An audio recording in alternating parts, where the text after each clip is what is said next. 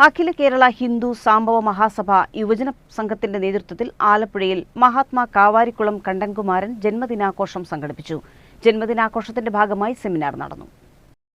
നവോത്ഥാന നാളുകളിലെ നവജ്ഞാനാന്വേഷണങ്ങളും കാവാരിക്കുളം കണ്ടൻകുമാരനും എന്ന വിഷയത്തിൽ ആലപ്പുഴ ജെൻഡർ പാർക്കിൽ നടന്ന സെമിനാർ പി ചിത്തരഞ്ജൻ MLA ഉദ്ഘാടനം ചെയ്തു.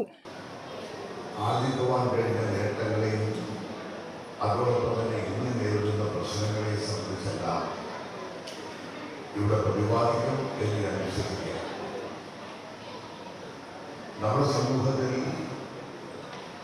ഒരു കാലഘട്ടം എന്ന് വെച്ചാൽ 19ാം നൂറ്റാണ്ട്, 20ാം നൂറ്റാണ്ട്, 21ാം നൂറ്റാണ്ടിലേക്ക് വന്നപ്പോഴെല്ലാം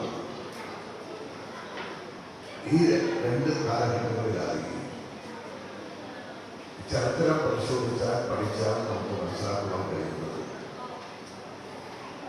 കീഴ്ജാതിയിൽപ്പെട്ടിട്ടുള്ളവർ, വികാരന്മാരായിട്ടുള്ളവർ, ദളിത വിഭാഗത്തിൽപ്പെട്ടിട്ടുള്ളവർ, പിന്നോക്കക്കാരായിട്ടുള്ളവർ, ഇങ്ങനെ സമൂഹത്തിലെ സവർണ മേധാവികൾ ഒരു ഭാഗത്ത് അല്ലെങ്കിൽ സമജന വിഭാഗം എല്ലാ നിലയിലുള്ള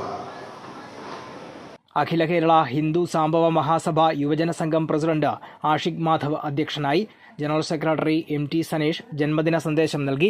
പിന്നോക്ക വിഭാഗ വികസന വകുപ്പ് മുൻ ഡയറക്ടർ VR ജോഷി സെമിനാർ നയിച്ചു.